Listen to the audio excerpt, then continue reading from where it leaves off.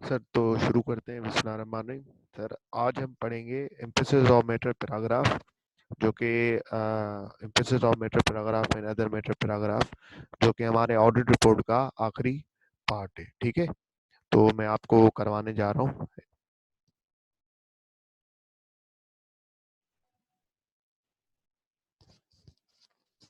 इस hand out का आखिरी पार्ट है। ठीक है, वैसे तो ऑडिट रिपोर्ट में और प्रैक्टिस भी करवाऊंगा।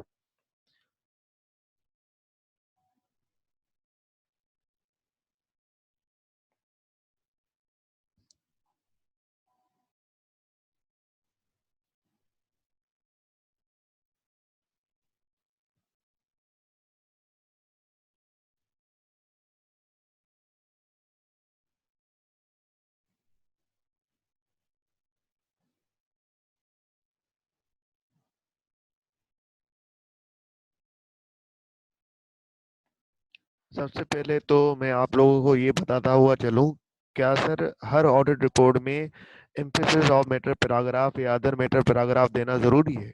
नहीं सर, हर ऑडिट रिपोर्ट में एम्फेसिस ऑफ मैटर पैराग्राफ या अदर मैटर पैराग्राफ देना ज़रूरी नहीं है। जैसे कि मैं आप लोगों को ये भी दिखाता हुआ चलूं, जो कि ऑडिट रिपोर्ट थी हमारी।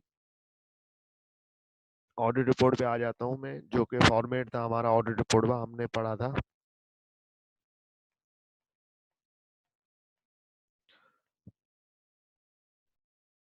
सर इस ऑडिट रिपोर्ट के अंदर अगर आप देखें तो एम्फेसिस ऑफ मैटर पैराग्राफ पे लिखा हुआ है। ऊपर आता हूं मैं,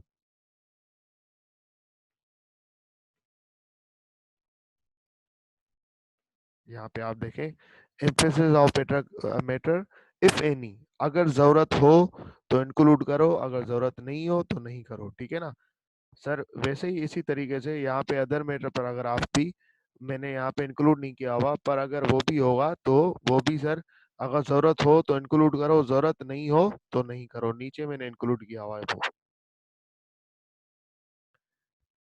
अदर मैटर पैराग्राफ। ठीक है, तो अगर अदर मैटर पैराग्राफ या इम्पेचर ऑफ मैटर पैराग्राफ अगर ऑडिटर को जरूरत होगी तो वो इंक्लूड करेगा, वरना नहीं करेगा। सर अदर मैटर पैराग्राफ या सर इम्पेचर ऑफ मैटर पैराग्राफ में दोनों में क्या फर्क है, ये ऑडिटर को कब इंक्लूड करना होता है ये? सर अब मैं ना आपको मेन चीज समझाता हूँ। मैंने आप लोगों की वजह से फाइनेंशियल स्टेटमेंट एमरिली स्टील्स की पाकिस्तान स्टॉक एक्सचेंज की वेबसाइट से उठाई है, डाउनलोड की है, तो वो आपको दिखा रहा हूँ। तो सबसे मेन वजह ये है मेरे पास अमरीली स्टील की फाइनेंशियल स्टेटमेंट, जो कि मैंने पाकिस्तान स्टॉक एक्सचेंज की वेबसाइट से सर मैंने डाउनलोड की है। हर लिस्टेड कंपनी को अपनी फाइनेंशियल स्टेटमेंट वहाँ पब्लिश करनी होती है। ठीक है, अमरीली स्टील स्टील का काम करती है, इसके जो ऑडिटर हैं ईवाई हैं, अर्नस्ट एंड यंग्स। अब सर बात ये है कि जैसे ही ये शेयर होल्डर के पास रिपोर्ट जाती है, तो शेयर होल्डर क्या करता है, शेयर होल्डर सबसे पहले ये रिपोर्ट पढ़ रहा होता है। देखिए वही फॉर्मेट है। ठीक है सर, सबसे पहले ना जो उसका मेन फोकस होता है शेयर होल्डर का, वो होता है रिपोर्ट पढ़ना, ये वाला ओपिनियन पैराग्राफ पढ़ना, बेसिस फॉर ओपिनियन पढ़ना। ठीक है, की ऑडिट मैटर्स देखो आ रहे हैं, वही उसी तरीके रिपोर्ट है जिस तरीके से हमने पढ़ी कि ऑडिट मैटर ये सारे आ रहे हैं। उसके बाद सर यहाँ पे देखें आपकी ऑडिट मैटर ये सारी चीजें आ रही हैं, ये सारी आप बना लेंगे। अब जो है ना, ये देखें मैनेजमेंट रिस्पॉन्सिबिलिटी भी आ रही है, ये ऑडिटर रिस्पॉन्सिबिलिटी भी आ रही है। उसके साथ सर यहाँ पे ये आखिर में report on other legal requirement जो मैंने आपको दिखाई, वैसे ही डिट्टो वही रिपोर्ट है जो मैंने आपको दिखाई, वही फॉर्मेट चल रहा होता है। यहाँ पे साइन हो गया। ठीक है ना सर? अगर मैं बात करूँ, अब जैसे शेयर होल्डर के बाद ये रिपोर्ट जाती हैं, ये देखें यही शेयर होल्डर के पास चीज गई होगी, इसको एनुअल रिपोर्ट बोलते हैं। इसके अंदर बहुत सारी और भी चीजें होती हैं, लेकिन फाइनेंशियल स्टेटमेंट भी इंक्लूडेड होती है, डायरेक्टर रिपोर्ट भी होती है, हमारी परफॉर्मेंस होती है, वेरिएंस एनालिसिस, सब कुछ हो रहा होता है इसके अंदर। सर अब ना जैसे ना शेयर होल्डर की बात जाती है, शेयर होल्डर क्या करता है, बैलेंस शीट चेक कर रहा होता है पूरी। कोई कोई होता है जो कि पूरी फाइनेंशियल स्टेटमेंट पढ़ रहा होता है, वरना बहुत सारे ऐसे लोग होते हैं जिन बेचारों को नॉलेज नहीं होती इतनी फाइनेंशियल स्टेटमेंट की। हर कोई चार्टर्ड अकाउंटेंट या एमबीए वगैरह नहीं होता शेयर होल्डर कि वो पूरी फाइनेंशियल स्टेटमेंट बैठ के पढ़े, उसको समझ में आए। वो ऊपर ऊपर से चीजें देख रहे होते हैं। जैसे property, plant, equipment, intangible asset, ये पूरी बैलेंस शीट उन्होंने देख ली। उसके बाद उन्होंने सर आपका ये पीएनएल देख लिया, पीएनएल में सेल कितनी हुई, कॉस्ट ऑफ सेल कितनी हुई, ग्रॉस प्रॉफिट कितना है, सर ये हमारा ईपीएस कितना आया, अर्निंग पर शेयर, ये वो मेन चीजें देख के ना बस खत्म कर देते हैं। अब बात ये है कि जैसे ऑडिटर को लगता है कि यार शेयर होल्डर बेचारा जो है ना वो ऊपर से ये चीजें देख के खत्म करेगा। अब जैसे कंपनी पे कोई हुआ केस, जैसे ना कंपनी पे कोई हुआ केस, कंपनी पे जब भी केस होगा तो कंपनी कहाँ पे डिस्क्लोज करेगी? सर कंपनी डिस्क्लोज करेगी फाइनेंशियल स्टेटमेंट के अंदर कि हमारे ऊपर केस चल रहा है जिसका अभी रिजल्ट पेंडिंग है। सर ये कहाँ कहाँ की रिक्वायरमेंट आप बता रहे हैं कि डिस्क्लोज करना है नहीं करना? सर IAS 1037 आपने पढ़ा होगा, 37 के अंदर प्रोविजन फॉर ये जो कंटीजेंट्स एंड लायबिलिटी होती हैं, जो भी आपकी कंटीजेंट लायबिलिटी होती हैं जो कि अभी जिनका अभी रिजल्ट नहीं आया होता है, तो वो आपने कहाँ पे डिस्क्लोज करनी होती है? वो आपके financial reporting, applicable financial reporting IFRS IAS 37 की रिक्वायरमेंट है कि भाईजान अगर कोई भी ऐसी कोई बात हो जो अभी कंफर्म नहीं हो उसका रिजल्ट, तो वो आप फाइन और पर वो मेन हो, ठीक है ना, तो आपको वो फाइनेंशियल स्टेटमेंट में डिस्क्लोज करनी होती है, ठीक है ना। या तो सर कंटीजेंसी इनकम, अब जैसे सपोज करो यहाँ पे 26 नंबर नोट है, यहाँ पे कंपनी पे कोई भी केस हो गया, कंपनी पे कोई भी केस हो गया, अब शेयर होल्डर जाके नहीं पड़ेगा, हमें 100% पक्का है, ठीक है ना। अब एज अ ऑडिटर हम सोचते हैं यार ये जो केस है ना ये बड़ा इंपॉर्टेंट है, हम चाह रहे हैं कि ये जो केस है ये बड़ा इंपॉर्टेंट है, हम चाह रहे हैं कि ये इसको ना शेयर होल्डर देखे, इस केस को शेयर होल्डर देखे, इस केस को शेयर होल्डर पढ़े। ऐसे ना हो कि कल शेयर होल्डर को लगे कि यार ऑडिटर ने तो हमें ये बताया ही नहीं। शेयर होल्डर की मेन नजर किस पे होती है? सर ऑडिट रिपोर्ट पे, बैलेंस शीट पे और पीएनएल पे, ठीक है ना।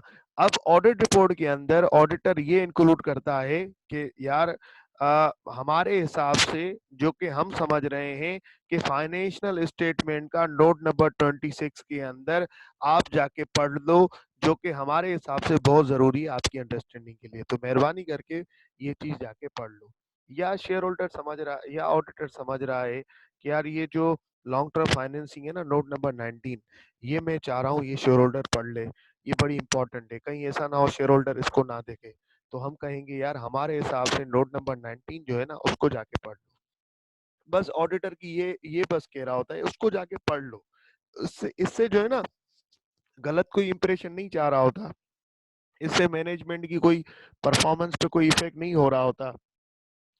परफॉर्मेंस पे तब इफेक्ट हो रहा होता है जब ओपिनियन चेंज हो जाए, जब ओपिनियन अनमोडिफाइड से मॉडिफाइड हो जाए, क्वालिफाइड हो जाए, एडवर्स हो जाए, डिस्क्लेमर हो जाए, तब फर्क पड़ रहा होता है। लेकिन अगर मैं एम्फेसिस ऑफ मैटर पैराग्राफ दूं या अदर मैटर पैराग्राफ दूं, तो सर रिपोर्ट मेरी चेंज तो हो जाती है, रिपोर्ट के अंदर ये पैराग्राफ आ तो जाते हैं, लेकिन इससे जो है ना कंपनी की परफॉर्मेंस पे या कंपनी की फाइनेंशियल स्टेटमेंट पे कोई गलत इम्पेक्ट नहीं जा रहा होता। ऑडिटर पर एक चाह रहा होता है, एम्फेसिस ऑफ मैटर पैराग्राफ फिलहाल बता रहा हूँ कि यार मैं चाह रहा हूँ ये जो है ना ये नोट नंबर 20 या डेफर्ड लाइबिलिटी, डेफर्ड टैक्सेशन ले लो, ठीक है ना, कोई भी ले लो, या आप ऐसा करो ये वाला ले लेते हैं, stores and spheres, stock and trade, note number 11।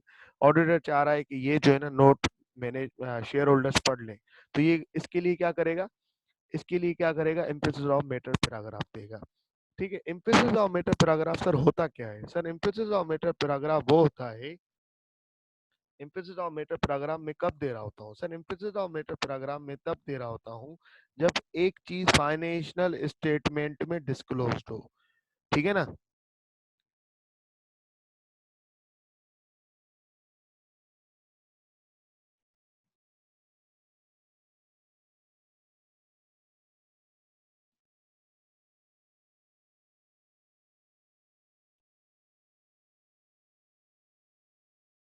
जब एक चीज फाइनेंशियल स्टेटमेंट में डिस्क्लोज्ड हो, डिस्क्लोज सर कैसे? जैसे कि मैंने अभी आपको दिखाया, कंटीजेंसी एंड कमिटमेंट का नोट नंबर 26, या सर लॉन्ग टर्म लाइबिलिटीज का नोट नंबर 19, डेफर टैक्सेशन का नोट दिखाया, या सर इसी तरीके से आप सेल का कोई नोट आ रहा होगा, इसका मतलब कि ये फाइनेंशियल स्टेटमेंट में ऑलरेडी डिस्क्लोज्ड है। कहीं तो मैं आपके उनके उनके नोट्स भी दिखा दूं, कोई बड़ी कोई टेंशन वाली बात नहीं है। जैसे कि आप देख लें ये पीपीई का नोट नंबर 7 आ रहा है। तो पीपीई की डिटेल कहाँ पे होगी सर? नोट नंबर 7 में होगी।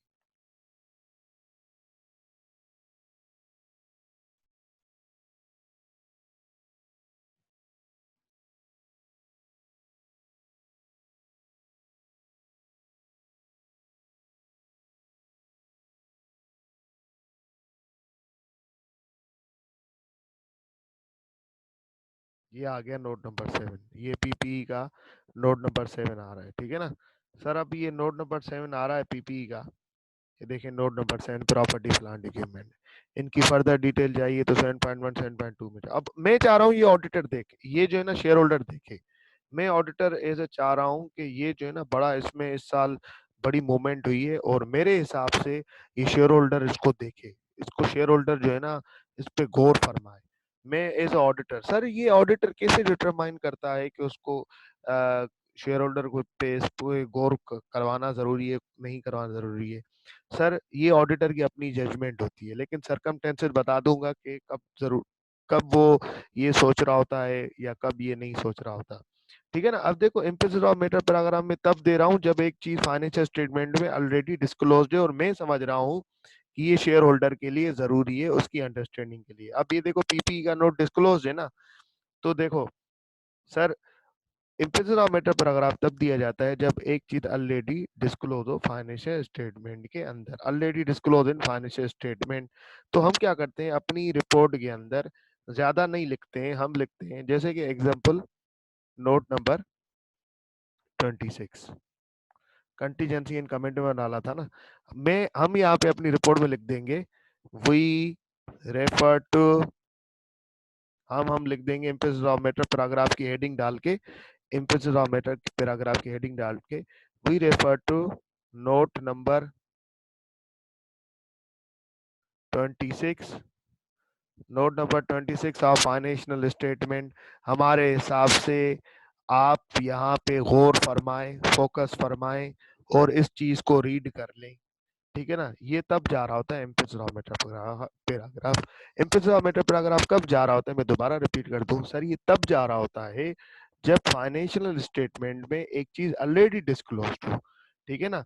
फाइनेंशियल स्टेटमेंट में एक चीज नोट्स टू अकाउंट में ऑलरेडी डिस्क्लोज्ड हो, ठीक है ना? अब ऑडिटर चाह रहा है कि शेयर होल्डर इस चीज को ओवरलुक ना कर दे, ऐसा ना हो कि शेयर होल्डर इस चीज को पढ़े ही नहीं। तो ऑडिटर चाह रहा होता है शेयर होल्डर इस चीज को जरूर पढ़े, इसको जरूर देखे, इस चीज पे जरूर फोकस करे। तो ऑडिटर क्या करता है अपनी रिपोर्ट के अंदर अगर कोई ऐसी चीज जो कि फाइनेंशियल स्टेटमेंट में ऑलरेडी डिस्क्लोज्ड है तो उसका रेफर देके कह रहा होता है यार इसको जो है ना जरूर पढ़ लेना। अगर ऑडिटर को लगे कि शेयर होल्डर को ये चीज पढ़नी चाहिए तब वो देगा, अगर उसको नहीं लगेगा तो नहीं देगा। मैटर पैराग्राफ क्या सर ये मैंडेटरी है? नहीं सर ये मैंडेटरी नहीं है, ठीक है ना? ये मैंडेटरी नहीं है, ठीक है सर? अब बताएं कि अदर मैटर पैराग्राफ क्या होता है? बेटा अदर मैटर पैराग्राफ अभी बता रहा हूँ सर। अदर मैटर पैराग्राफ तब दिया जाता है जब एक चीज फाइनेंशियल स्टेटमेंट के अंदर डिस्क्लोज ना हो,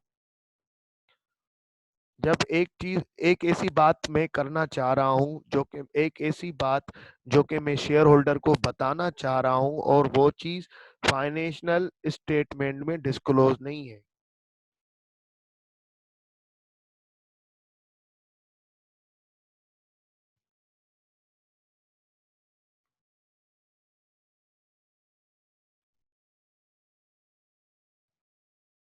it is not disclosed in financial statement. Sir अगर फाइनेंशियल स्टेटमेंट में डिस्क्लोज नहीं है तो क्या ये डिस्क्लोजर्स की डेफिशिएंसी नहीं हो जाएगी? सर बात ये है कि फाइनेंशियल स्टेटमेंट में डिस्क्लोज्ड अगर एक आईएफआरएस की रिक्वायरमेंट है कि यार ये तुम्हें नोट कैसे भी करके देना है, एक कंपनी लॉ की रिक्वायरमेंट है यार ये तुम्हें नोट कैसे भी करके देना है, एक तो आईएफआरएस की रिक्वायरमेंट, एक कंपनी लॉ की रिक्वायरमेंट, यार ये तुम्हें ना फाइनेंशियल स्टेटमेंट के अंदर नोट्स टू अकाउंटमेंट में कैसे भी करके ये नोट डालना है, ये नोट ये डिस्क्लोज करनी है बात। अगर वो तुमने नहीं की बात, अगर तुमने वो नहीं की बात तो ये डिस्क्लोजर डेफिशिएंसी हो गई।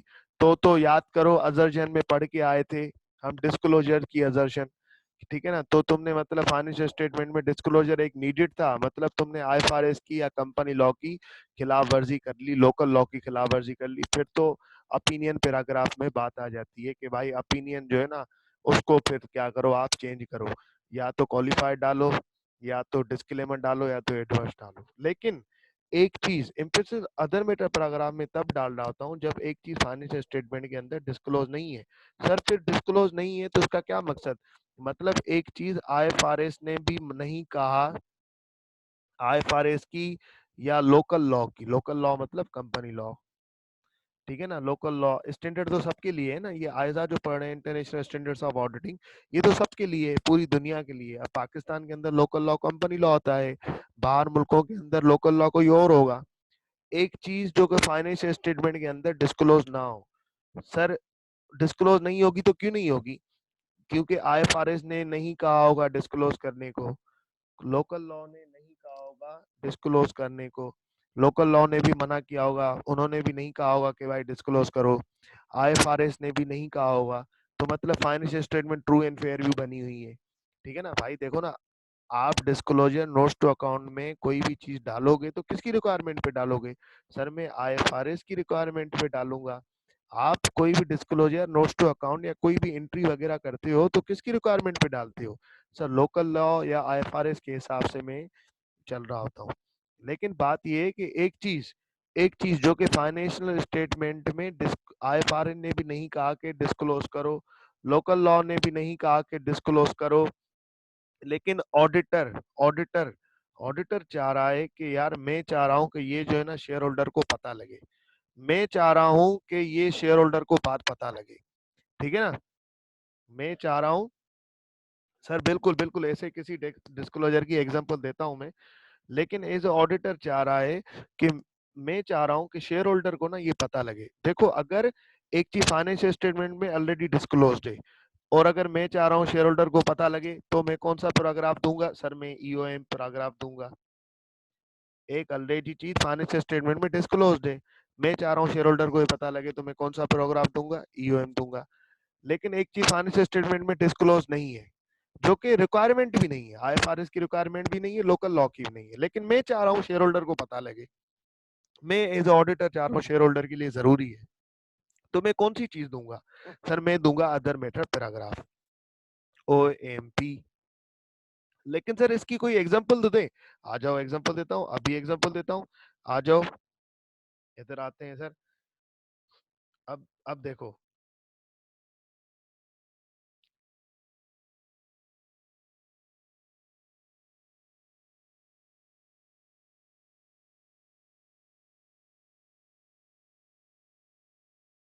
अब देखो ये फाइनेंशियल स्टेटमेंट आ गए, ठीक है। अब सर बात ये है, जैसे कि ये अमरीली स्टील है, इसका इस दफा ऑडिट किया है 2019 में ईवाई ने। लेट सपोज दो ईवाई का फर्स्ट ईयर है, लेट सपोज ईवाई का फर्स्ट ईयर है, तो लास्ट ईयर भी किसी ने ऑडिट किया होगा, let suppose last year Ferguson ने ऑडिट किया, या डिलॉयट ने किया, या केपीएमजी ने किया, किसी और फर्म ने किया, ठीक है ना। सर अब बात ये है, मेरी बात ध्यान से सुनना, फाइनेंशियल स्टेटमेंट के अंदर करंट ईयर फिगर भी आ रही होती है। यहाँ करंट ईयर फिगर कौन सी है, ये वाली हाईलाइटेड फिगर्स 2019 की। ईवाई ने जो रिपोर्ट भी दी है उसके अंदर भी कौन सी फिगर आ रही है, क्या लिखा हुआ है कि हमने ऑडिट किया जून 30 2019 का, हमने ऑडिट किया जून 30 2019 का, ठीक है ना। अब सर यहाँ पे वैसे तो 2000 रियल लाइफ में अमरीली स्टील का 2018 में भी ईवाई ने ही किया, ईवाई ने ही किया, ठीक है ना। 2018 का भी ईवाई ने किया, 2019 का भी ईवाई ने किया है। 2018 का कब किया होगा सर, 30 जून 2018 को किया होगा। 2019 का कब किया सर, 30 जून 2019 को किया। लेकिन आप एक सपोज करें कि 2018 में किसी और फर्म ने ऑडिट किया और हमने ऑडिट किया 2019 में पहली दफा। हमारा ऑडिटेड पीरियड कौन सा है सर, 2019। 2018 का किसी और फर्म ने किया होगा, 2019 का किया है ईवाई ने, 2018 का किसने किया होगा, लेट सपोज डिलॉयट ने किया, लेट सपोज, ठीक है।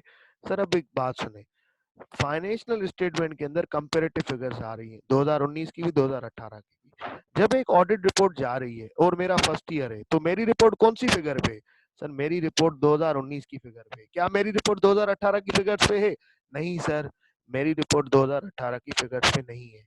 मैं 2018 की फिगर्स पे मैं 2018 की फिगर्स पे ओपिनियन नहीं दे रहा, मैं 2019 की फिगर्स पे ओपिनियन दे रहा हूँ। सर 2018 की फिगर पे आप ओपिनियन क्यों नहीं दे रहे? क्योंकि वो ऑलरेडी ऑडिटेड हैं, वो ऑलरेडी ऑडिट हो चुकी हैं। सर अब जो शेयर होल्डर होता है, जिस बेचारे को पता नहीं होता, वो ये समझ रहा होता है कि ऑडिट रिपोर्ट आ गई और ये फाइनेंशियल स्टेटमेंट आ गई, तो अब ये फाइनेंशियल स्टेटमेंट के अंदर जितनी भी फिगर्स आ रही हैं वो सारी सही हैं और ये शेयर इस इन ईवाई वालों ने ऑडिट करके दी है। लेट सपोज 2018 में किसी ऑडिट फर्म ने से गलती हो गई थी और उन्होंने कोई गलत रिपोर्ट दे दी। अब 2019 में ईवाई वाले आ गए, उन्होंने रिपोर्ट दी 2019 की फिगर पे, क्या वो 2018 की करेंगे चेक? नहीं करेंगे सर। अब 2019 का सिर्फ वो चेक करेंगे। 2018 में किसी और फर्म ने ऑडिट किया था और उनसे कोई गलती हो गई, लेट सपोज 2019 में इसने ईवाई ने ऑडिट किया और रिपोर्ट दे दी। अब शेयर होल्डर समझ रहे हैं, बाद में शेयर होल्डर को पता लगा कि यार 2020 में, यार 2018 में ना गलती हो गई थी। उन्होंने ना जाके ईवाई वालों को पकड़ा, यार तुम लोगों ने ना ये इस पर्चे पे ना, जिस पे 2018 की फिगर्स भी आ रही हैं, 2019 की भी आ रही हैं, तुमने ना रिपोर्ट दी थी, तुमने सही रिपोर्ट नहीं दी थी, तुम्हें बताना चाहिए था कि 2018 में ना गलती हुई थी। तो अब ईवाई वाले क्या करेंगे? वो बोलेंगे यार ये 2019 का मैंने ऑडिट किया है, मैंने 2018 का थोड़ी किया है। तो इस चीज को क्लेरिफाई करने के लिए, बिल्कुल एक्सपेक्टेशन गेप होता है, बिल्कुल। अब सर इस चीज को क्लेरिफाई करने के लिए ऑडिटर लिख रहा होता है अपनी रिपोर्ट के अंदर। अब देखो, क्या ये पूरे फाइनेंशियल स्टेटमेंट के अंदर ये डिस्क्लोज होगा? क्या ये आईएफआरएस की रिक्वायरमेंट है? क्या ये कंपनी लॉ की रिक्वायरमेंट है कि लास्ट ईयर का ऑडिट किसी और फर्म ने किया था? क्या ये डिस्क्लोज होगा? बताएं मुझे, क्या ये डिस्क्लोज होगा कि भाई 2018 का जो ऑडिट है किसी और फर्म ने किया था? क्या ये फाइनेंशियल स्टेटमेंट में मुझे जवाब दें सर, क्या ये डिस्क्लोजर की रिक्वायरमेंट है कंपनी लॉ की, या आईएफआरएस की रिक्वायरमेंट है? कि मुझे बताएं सर, सब जवाब दें। नहीं सर, नहीं है रिक्वायरमेंट, ठीक है ना? तो सर ऐसा ना आप भी जवाब दे दें।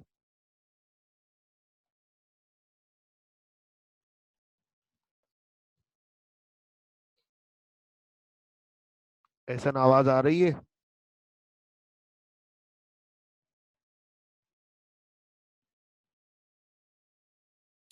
तो सर अब बात ये है कि 2018 की फिगर्स ऑडिटेड हैं किसी और फर्म से, ठीक है ना?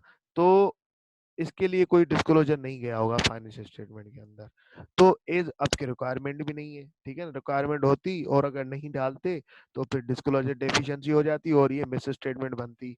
अभी आप मिस स्टेटमेंट मटीरियल होती या तो मिस स्टेटमेंट इमटीरियल होती। अगर मटीरियल होती तो क्वालिफाइड ओपिनियन, ठीक है ना? वरना फिर देखा जाता कि परवेजिव है या नहीं है, तो उस हिसाब से हम एडवर्स या डिस्क्लेमर करते हैं। लेकिन यहाँ पे ये आईएफआरएस की या लोकल लॉ की रिक्वायरमेंट नहीं है, पर ऑडिटर बताना चाह रहा है कि भाई देखो, क्लियर करने के लिए कि 2018 की जो फिगर्स है ना वो मेरी ऑडिटेड नहीं है, वो किसी और फर्म की ऑडिटेड है। तो ऑडिटर कैसे बताएगा? क्या ईओएम दे के बताएगा या ओएमपी दे के बताएगा? ओएमपी बोले तो other matter paragraph. Sir auditor other matter paragraph दे के बताएगा कि भाई देखो, जो ये फाइनेंशियल स्टेटमेंट के अंदर 2018 की फिगर्स हैं, ये मेरी ऑडिटेड नहीं है, हमने 2019 का ऑडिट किया है, हमारी रिपोर्ट 2019 की फिगर पे है, 2018 वाली किसी और फर्म ने ऑडिट किया था, हमने ऑडिट नहीं किया, ठीक है ना? मैं दोबारा बता रहा हूँ, 2019 वाली फिगर को हमने ऑडिट करके रिपोर्ट दी है, 2018 वाली फिगर को हमने रिपोर्ट नहीं दी है, ठीक है ना? तो हमारी रिपोर्ट 2018 पे नहीं है, 19 पे। 2018 पे किसी और ने ऑडिट किया था, ठीक है ना? तो जिस चीज पे अब मैं अगर फर्क पे आ जाऊं, सर दोनों में फर्क क्या है? सर दोनों में फर्क ये है, इम्पेसिस ऑफ मैटर पैराग्राफ और सर ईओएम के अंदर जो चीज फाइनेंशियल स्टेटमेंट के अंदर ऑलरेडी डिस्क्लोज्ड हो, और मैं एज ऑडिटर बताना चाह रहा हूँ शेयर होल्डर को कि भाई ये चीज जरूर देख लेना, मेरे हिसाब से जरूरी है, तो sir emphasis of matter paragraph दूंगा। लेकिन एक चीज फाइनेंशियल स्टेटमेंट के अंदर डिस्क्लोज नहीं है और डिस्क्लोज होनी भी नहीं चाहिए। अगर होनी चाहिए थी और नहीं की तो डिस्क्लोजर डेफिशिएंसी चली जाएगी और ये मिस स्टेटमेंट हो जाएगी। लेकिन एक चीज फाइनेंशियल स्टेटमेंट के अंदर डिस्क्लोज नहीं होनी चाहिए थी और इन्होंने की भी नहीं है, लेकिन मैं एज ऑडिटर बताना चाह रहा हूँ। ठीक है ना, तो मैं कौन सा पैराग्राफ दूंगा? अदर मैटर पैराग्राफ दूंगा। सर जल्दी से आ जाए आप, हैंड आउट पे आ जाए।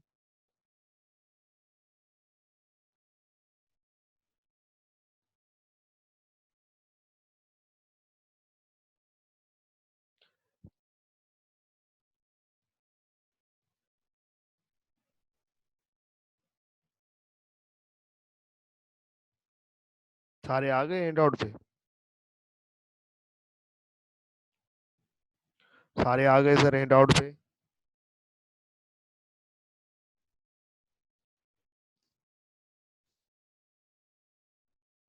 तो सर अब ये वाला जो हिस्सा है ना, deciding about impacts of matter paragraph in other matter paragraph in audit report, तो सर ये पढ़ लें आप, ये पढ़ लें सर।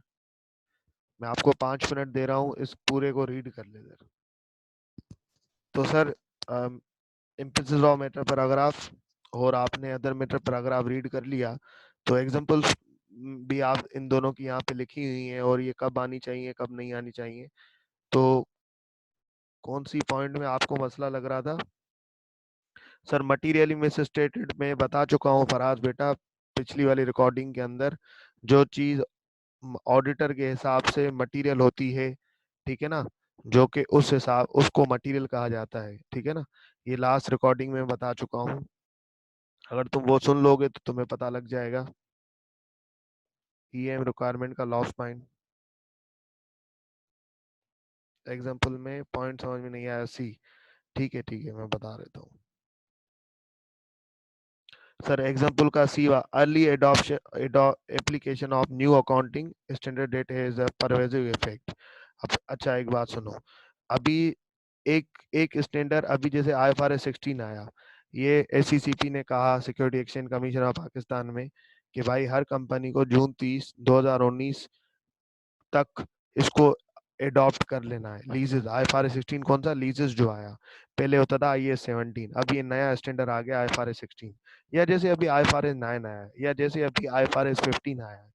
तो इनके ना जब भी ये आते हैं, जब भी स्टैंडर्ड में चेंजेस आती है, तो इनको एप्लीकेबल करने के लिए सर एक डेट दी जाती है कि भाई लोकल लॉ की तरफ से, कि भाई इस तारीख से तुम लोगों को, और IFRS की तरफ से इस तारीख से तुम लोगों को क्या करना है, ये डिस्क्लोज कर लेना है फाइनेंशियल स्टेटमेंट के अंदर।